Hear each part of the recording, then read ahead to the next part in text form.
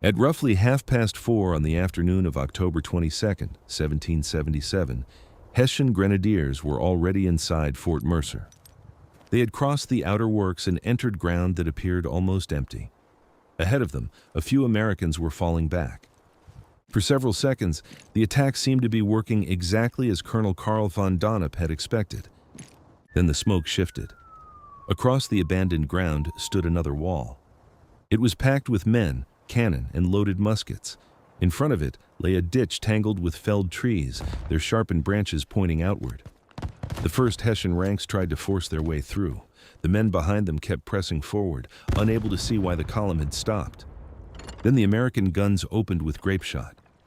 From the Delaware River, armed galleys fired into the Hessian flank. The soldiers who believed they had broken into the fort had actually marched into the deadliest part of it. Nearly 1,200 professional troops had come to crush roughly 500 Americans inside an unfinished fort. Less than an hour later, the assault would be shattered, hundreds of Hessians would be dead, wounded, or missing. And von Donop himself would be carried from the field with a mortal wound. The Americans did not win because Fort Mercer was complete. They won because part of it was not. To understand why, look north across the Delaware toward Philadelphia. By October 1777, the British had captured the capital of the American Revolution. General William Howe had defeated Washington at Brandywine and marched into Philadelphia. On paper, it looked like one of the greatest victories of the war. But armies do not survive on appearances. Thousands of British and Hessian soldiers needed food, gunpowder, medical supplies, horse fodder, and ammunition.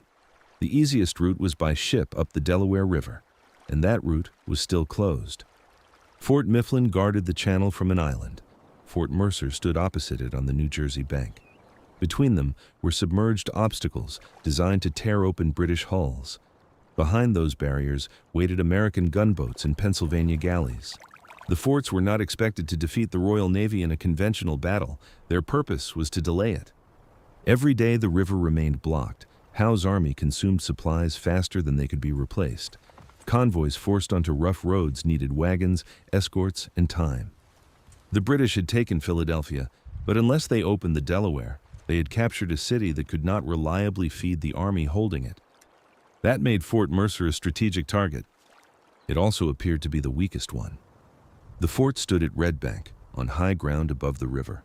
Its earthworks were unfinished, and its perimeter was far too large for the men available to defend it. Colonel Christopher Greene had only a fraction of the soldiers needed to occupy the entire line. If he spread his men across the whole perimeter, every section would be thin. Greene's problem was not courage, it was geometry. He had too much fort and too few men. The obvious solution was to finish the outer works and hope the enemy arrived late. The solution Greene accepted was the opposite. A young French engineer, Thomas Antoine de Mauduit du Plessis, examined the position and concluded that Fort Mercer could not be defended in its existing form. So instead of trying to save the entire perimeter, he proposed abandoning part of it. Inside the unfinished fort, the Americans began constructing a new wall. They shortened the line, concentrated the cannon, and left a large section of the old works outside the true position.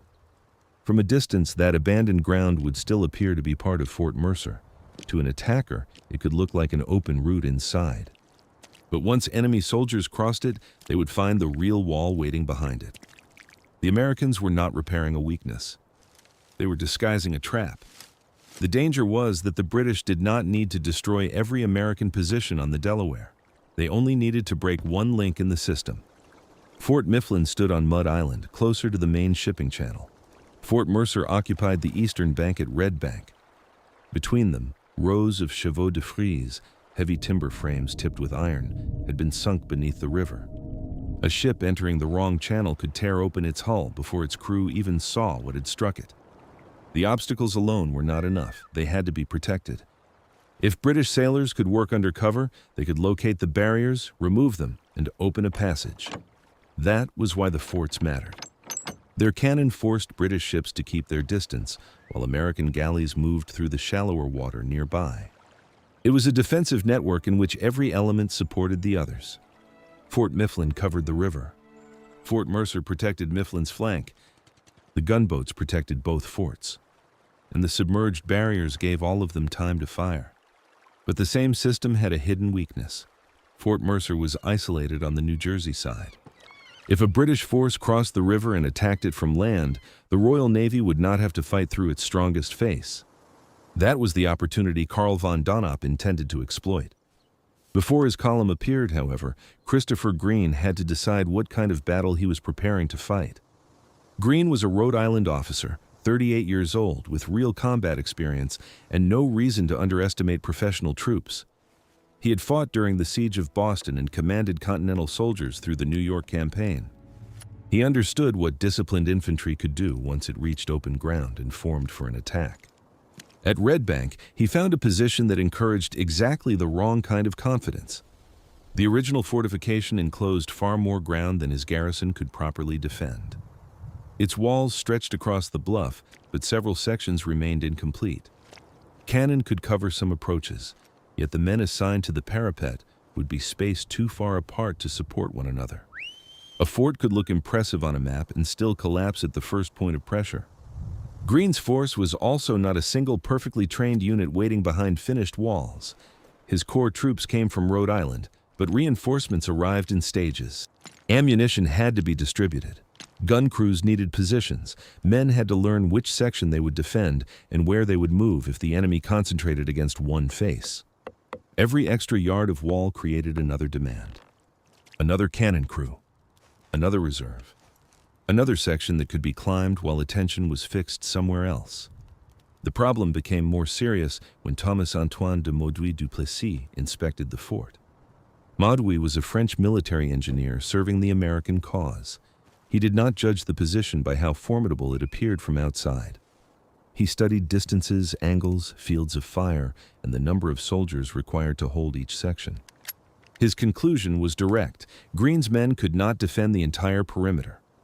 Finishing every unfinished wall would not solve that problem. It might make the fort look stronger, but it would still leave the defenders spread across too much ground. So Mauduit changed the question.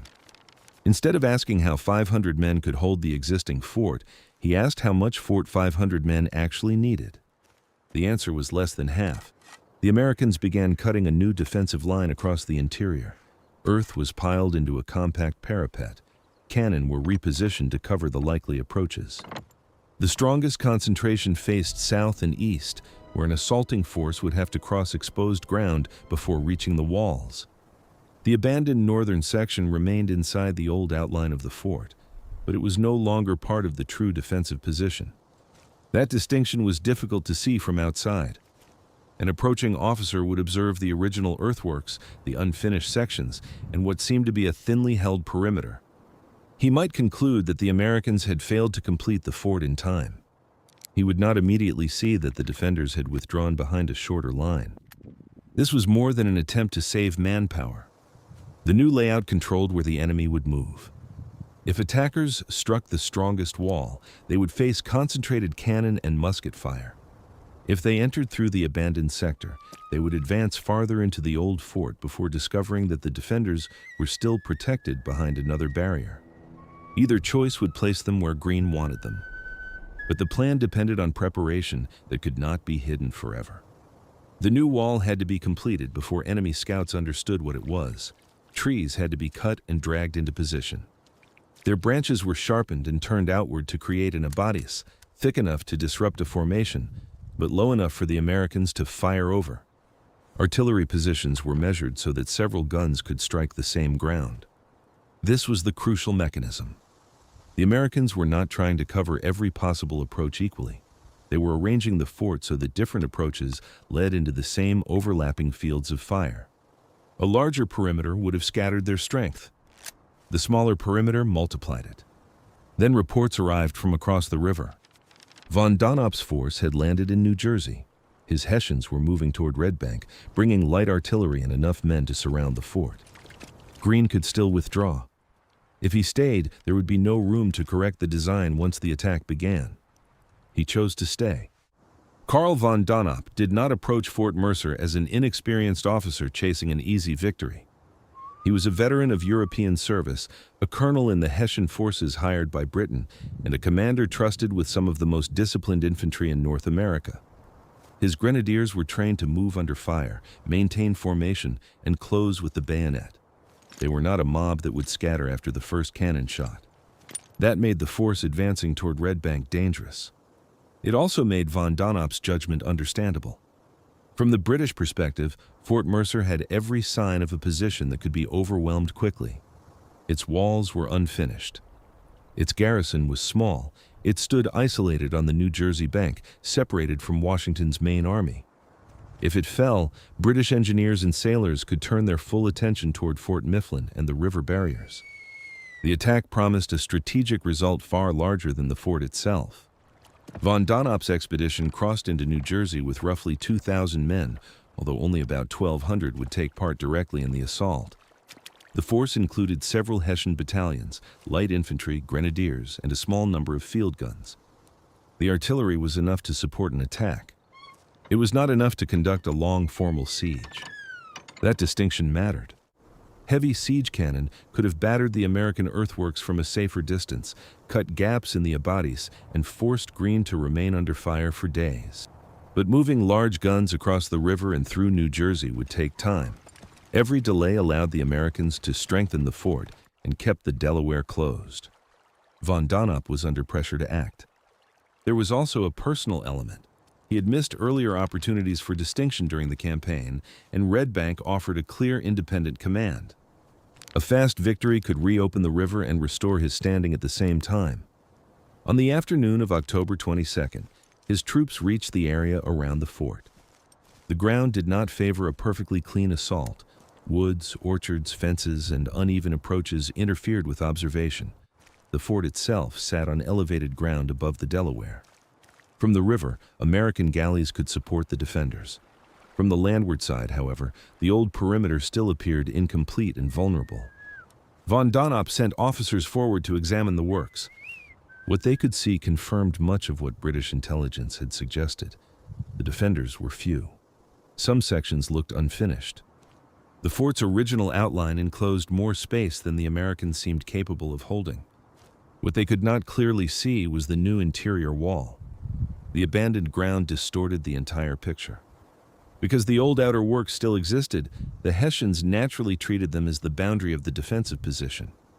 The compressed fort behind them looked like another internal structure rather than the true line Greene intended to hold. The deception did not require camouflage nets or false buildings. It relied on the attacker making the most reasonable interpretation of the ground. Von Donop did not immediately order his men forward. He first demanded surrender. An officer approached under a flag and delivered the warning.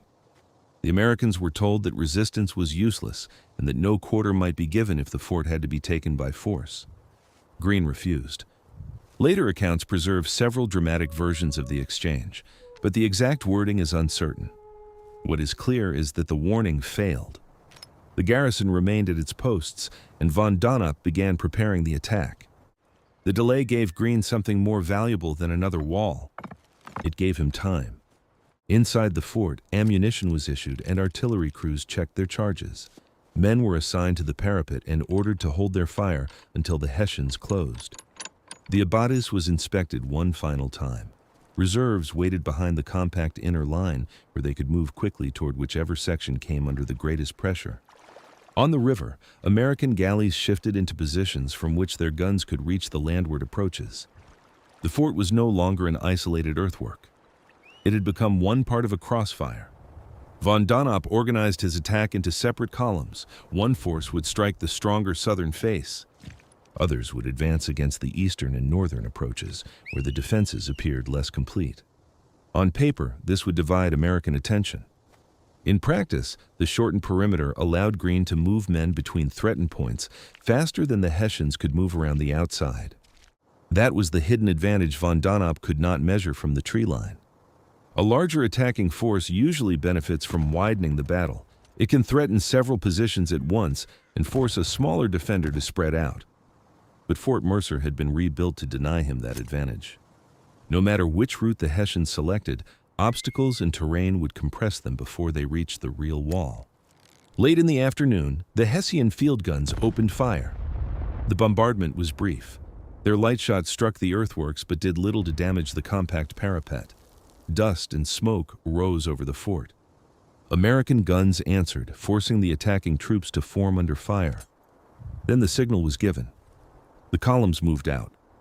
At the southern wall, grenadiers advanced toward the strongest section of the fort. To the north, another force approached the neglected outer works and saw what appeared to be the opening von Donop had been promised. The Americans in front of them began to withdraw. The Hessians accelerated. For the first time that afternoon, the fort appeared to be breaking. The northern column crossed the old perimeter faster than the Americans expected. For a few seconds, that looked dangerous. The abandoned section had never been intended to stop a determined attack. Its purpose was to delay recognition. Once the Hessians entered it, they were no longer looking at Fort Mercer from outside.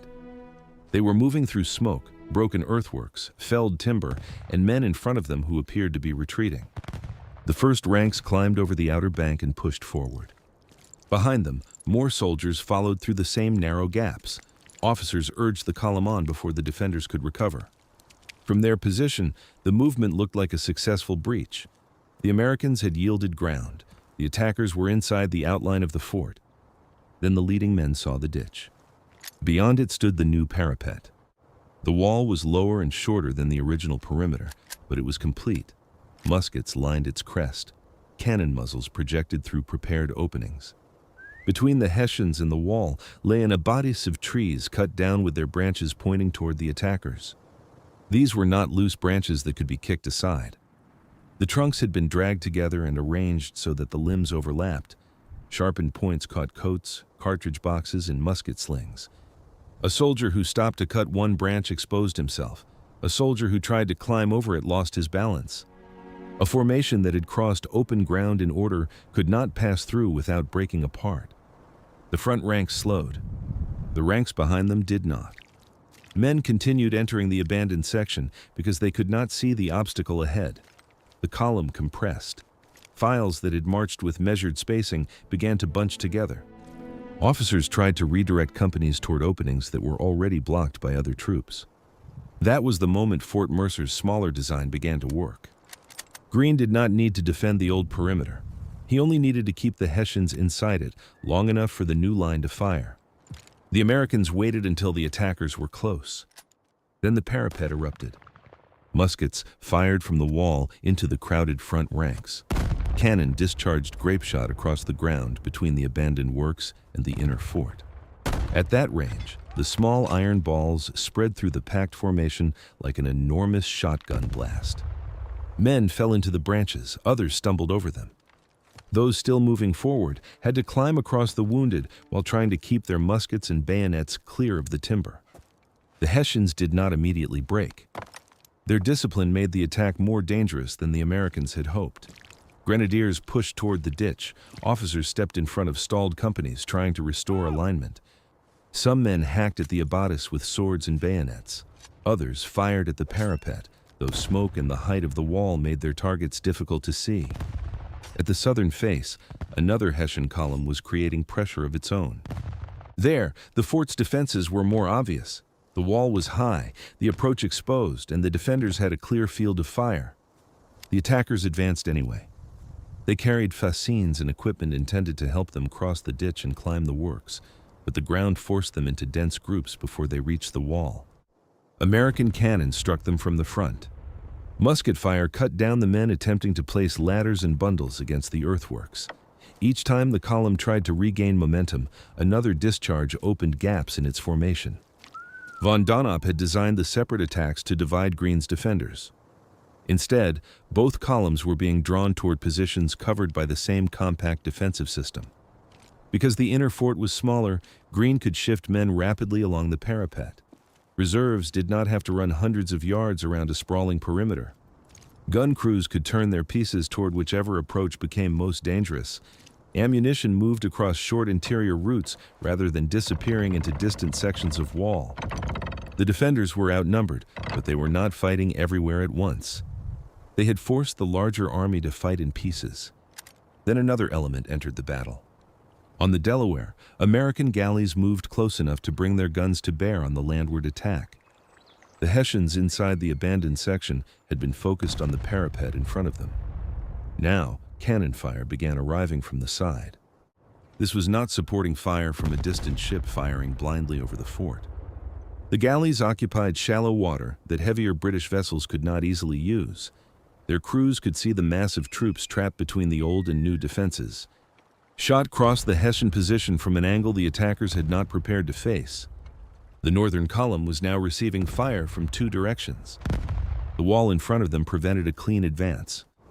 The abandoned earthworks behind them restricted withdrawal. The abatis broke their formation in the center, and the river guns struck their exposed flank. The apparent opening in Fort Mercer had not given the Hessians access to the defenders. It had removed their ability to maneuver. Yet von Donop still believed the battle could be recovered. From behind the assault, he could see men inside the outer works. The American wall was close. If the grenadiers crossed the final ditch and reached the parapet, their superior numbers might still decide the fight. So he moved forward to rally them personally. That decision placed the commander of the attack inside the same killing ground his men were trying to escape. Von Donop entered the forward edge of the assault where the smoke was thickest. By then, the original plan had already begun to collapse. The northern troops could not force a path through the abatis quickly enough. The southern column was pinned below the stronger wall. Officers in both sectors were losing sight of neighboring units, and commands disappeared beneath musket volleys, cannon blasts, and the shouting of wounded men. But from von Donop's position, the situation could still look recoverable. His grenadiers had crossed the old defenses. The American parapet stood only a short distance away. If the men could be pushed through the obstacle and into the ditch, one final rush might bring them to the wall before Greene could reinforce it. Von Donop moved among the stalled troops, trying to restore momentum. That was when he was hit. A projectile struck his thigh and shattered the bone. The wound dropped him inside the abandoned section of the fort, close to the same obstacle that had stopped his men. His officers now faced two problems at once: continue the assault without their commander, or attempt to remove him while the position remained under fire. Around them, the American defense intensified. The artillery crews had been firing into dense formations for several minutes. Their guns were not simply aimed at the nearest soldiers. They were aimed at the places where the terrain forced men to gather: gaps in the old earthworks, openings in the abatis, and the narrow approaches to the ditch. Every obstacle created a target. Every attempt to move around one pushed more troops into another line of fire. This was the central logic of Fort Mercer. The Americans had not built a wall strong enough to stop 1,200 attackers everywhere. They had built a position that prevented 1,200 men from attacking at the same time. Only the soldiers at the front could reach the abatis. Those behind them could not use their numbers without pressing into the same confined ground. The larger the column became, the more vulnerable it was to grape shot. And here, the river changed the battle again. The American galleys did not need to sink a British warship or destroy an entire battalion. They only had to keep firing into the flank of troops already fixed in place by the fort. A formation can face fire from the front. It can turn to meet fire from the side. It cannot do both effectively while climbing through sharpened trees, crossing a ditch, and trying to storm a parapet. The Hessian officers attempted to pull companies away from the most exposed ground. But withdrawal required the men to reverse direction through the same compressed routes they had used to enter. The obstacle that had slowed the advance now slowed the retreat. Soldiers caught in the abatis had to turn their backs on the wall to escape. Others tried to drag wounded comrades through branches while musket balls struck the timber around them. Men leaving through gaps in the outer bank found those openings crowded with troops still moving forward or searching for orders. At the southern face, the attack had reached its limit as well. The grenadiers there had crossed open ground under direct artillery fire and approached the ditch, but they could not establish a foothold on the parapet. The defenders held the height. The attackers had no heavy guns to breach the wall and no protected position from which to reorganize. The assault had been designed as a coordinated blow. Now it had become several isolated fights, each one taking place under conditions chosen by the Americans. The first withdrawal may not have looked like a rout. Professional troops often retreat in fragments before the collapse becomes visible. One company falls back to reform, another remains in place expecting support. A third discovers that the unit beside it has already disappeared into the smoke. Then the structure holding the attack together vanishes. At Fort Mercer, the loss of von Donop accelerated that moment. With the commander down and senior officers killed or wounded, no one near the walls could see the entire field clearly enough to rebuild the plan. The men at the northern works knew only that the inner wall had not been taken. The southern troops knew they could not climb their section. The reserves could hear the firing but could not tell where a fresh attack might still succeed. The order to withdraw spread unevenly.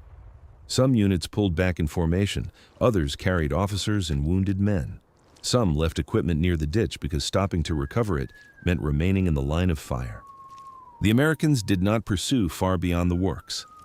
Greene understood that his advantage existed inside the prepared position. Outside it, his smaller force would lose the protection of the wall and the concentrated support of the guns. So the defenders remained behind the parapet and continued firing until the Hessians moved beyond effective range. The entire assault had lasted less than an hour. The ground between the old fort and the new wall was covered with abandoned muskets, broken equipment, and wounded men who had been unable to follow the retreat. Fort Mercer still stood, but von Donop was missing. As darkness approached, Thomas-Antoine de Mauduit du Plessis climbed out from behind the wall and entered the field the Americans had spent the afternoon turning into a trap. He was looking for survivors. Among them, he found the man who had come to destroy the fort. Mauduit crossed the outer works after sunset with a small party carrying lanterns. The fighting had stopped, but the ground was still dangerous. Wounded men lay among the branches of the abatis, inside the ditch, and along the routes where the Hessian columns had tried to withdraw. Some called out in German, others remained silent until the Americans came close enough to see them. The defenders began pulling survivors from the obstacles their own engineers had built. Among the wounded was Carl von Donop. The Hessian commander had been left near the southern side of the fort after his men failed to carry him away. The shot that struck his thigh had caused catastrophic damage. Mauduit recognized him, ordered that he be taken inside the defenses, and arranged for medical treatment. It was a striking reversal. Only hours earlier, von Donop had threatened the garrison with the consequences of refusing surrender. Now he was a prisoner inside the fort he had promised to capture, receiving care from the same men his troops had attacked. Later accounts attributed several final statements to him, including expressions of regret and bitterness over the assault. The precise wording is uncertain. What is not uncertain is the result. Von Donop died 3 days later. His force had suffered losses far beyond anything the British command had expected from an attack on a small, unfinished position. More than 300 Hessians were killed, wounded, or missing. Several senior officers had fallen. Units that entered the battle as disciplined assault formations came out badly reduced. The American losses were dramatically smaller, roughly 14 killed and around 24 wounded. The imbalance was not the product of superior marksmanship alone. It came from the sequence Mauduit and Greene had created. First, the Americans abandoned the perimeter they could not defend. Then they built a shorter line the enemy could not clearly identify. The old fort drew the attackers inward. The abatis stopped them after they had committed. The compact parapet concentrated the defenders, and the river galleys turned a frontal assault into a crossfire. Each element was limited on its own. Together, they created a battlefield where the Hessians' numerical advantage became almost useless. This is what made Red Bank different from a simple failed charge. Von Donop did not merely send men against a strong wall. He sent them against a defensive system whose true shape became visible only after retreat was difficult. And the British naval operation nearby suffered its own disaster. Warships had moved up the Delaware to support the attack and pressure the American river defenses. But the same submerged barriers that had blocked the supply route also restricted the ship's movement. The 64-gun Augusta and the smaller Merlin ran aground. With the tide falling and American fire continuing, their crews could not easily free them. The following day, Augusta caught fire. Flames spread through the vessel until the blaze reached its ammunition. The explosion was heard for miles. Merlin was abandoned and burned to prevent capture. The failed assault at Fort Mercer had now cost Britain not only hundreds of trained soldiers and an experienced commander, but 2 warships involved in the effort to open the river. For the Americans, the victory arrived at exactly the moment they needed one. Washington's army had recently been defeated at Brandywine. Philadelphia had fallen. The attack at Germantown had failed. Across the colonies, the capture of the capital made it appear that British military power was steadily closing around the Revolution. Red Bank offered a different image. A small garrison had held its ground against professional European troops and inflicted devastating losses. News of the battle spread quickly. It strengthened morale and gave American newspapers a victory that could be described without qualification. But Fort Mercer had not solved the larger strategic problem. The Delaware was still contested, and the British still occupied Philadelphia. The defense had defeated one method of attack, a rapid land assault against the supposedly weaker fort. It had not made the entire river system invulnerable. British commanders studied the failure and changed their approach. They would not repeat von Donop's mistake by sending another compact column into prepared obstacles without heavy support. Instead, they concentrated more artillery, brought naval fire closer, and turned their attention toward Fort Mifflin. Mifflin's defenders faced a different kind of threat.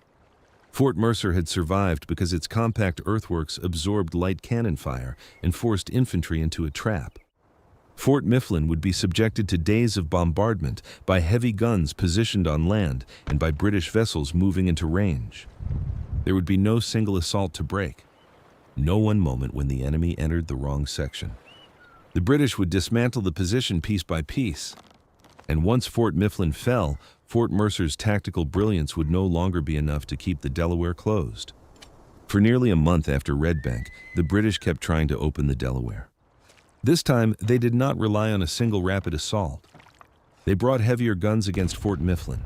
Batteries on the Pennsylvania shore fired into it from the rear. British warships moved closer as channels were cleared. Shots struck the walls from several directions, breaking gun platforms, smashing barracks, and forcing the defenders to repair damage at night that would be destroyed again the next morning. The difference was decisive. At Fort Mercer, Greene had been able to shape the ground before the attack. He knew where the Hessians would have to move, where they would bunch together, and where the American guns could strike them. At Fort Mifflin, the defenders were being crushed by weight of metal. There was no hidden wall that could make a cannonball turn back. By mid-November, parts of the fort had become almost uninhabitable. Guns were dismounted, buildings burned. Men worked behind shattered parapets while British fire continued from positions they could not easily reach. On the night of November 15th, the surviving American garrison evacuated Fort Mifflin. The next link in the river defense had broken. Fort Mercer still stood across the Delaware, and Christopher Greene's men still occupied the compact works that had destroyed von Donop's assault. But the tactical situation had changed completely. Without Mifflin, the two forts could no longer support one another across the channel. British ships gained more freedom to operate. Engineers could attack the remaining river barriers with stronger protection, and a much larger British force under Lord Cornwallis began moving through New Jersey toward Red Bank. Greene now faced the opposite of the decision he had made in October. Then, staying inside the fort had been the correct risk. The Hessians lacked heavy artillery, their attack had to cross prepared ground, and American gunboats could fire into their flank. Now, those conditions were disappearing. Cornwallis was not approaching with 1,200 men committed to an immediate frontal assault. He brought a force several times larger than Greene's garrison. The British had learned what the fort could do. They had no reason to enter the same trap. If Greene remained, the enemy could surround the position, place artillery beyond the reach of his muskets, and reduce the fort systematically. The compact walls that had concentrated American strength would then become a prison. This is where the story of Fort Mercer becomes more than a last stand. Greene did not confuse holding ground with accomplishing the mission. The fort had been built to help keep the Delaware closed. Once Fort Mifflin fell and the river barriers could no longer be protected, sacrificing 500 men would not restore the defensive system. It would only give the British another captured garrison. So Greene abandoned Fort Mercer. The Americans removed what supplies they could, destroyed equipment that could not be carried, and withdrew before Cornwallis could seal the route. The British entered the fort without repeating the bloodshed of October. In a narrow sense, Britain had won. The Delaware was opened. Supply ships could reach Philadelphia. Howe's army gained the food, ammunition, and equipment it needed to remain in the city through the winter. Fort Mercer did not permanently stop the British campaign, but that was never the full measure of Red Bank. The half-built fort had forced Britain to abandon its fastest solution. One confident assault had cost the Crown hundreds of trained Hessian soldiers, experienced officers, Carl von Donop, and valuable time. The defeat compelled the British to assemble heavier guns, redirect troops, coordinate naval operations, and spend weeks dismantling the river defenses one position at a time. Those weeks mattered. They gave Washington's army time to survive the aftermath of Philadelphia's fall. They preserved American morale during one of the darkest periods of the campaign, and they demonstrated a principle that reached far beyond one fort on the Delaware. A weaker force does not always need a stronger wall. Sometimes it needs a smaller one. Greene and Mauduit understood that 500 men could not defend every yard of Fort Mercer. Instead of pretending they could, they surrendered useless space and concentrated everything that remained, men, cannon, obstacles, and supporting fire, around the ground the enemy would have to cross. The Hessians saw an unfinished fort and assumed incompleteness meant weakness. What they did not see was that the missing half was the mechanism. The abandoned sector drew them in, the hidden line stopped them, the abatis compressed them, the cannon broke them, and the river closed the final side of the trap. Fort Mercer eventually fell without another battle. But on October 22, 1777, its unfinished design did exactly what it had been rebuilt to do. It made 1,200 professional soldiers attack as though they were only a few dozen men wide. And once they entered that narrow space, their numbers could no longer save them. Subscribe for more battles where the real weapon was not a famous general or a larger army, but the military mechanism that decided the field. And tell us in the comments, what mattered most at Red Bank? The hidden inner wall, the American gunboats, or von Donop's decision to attack before heavier artillery arrived?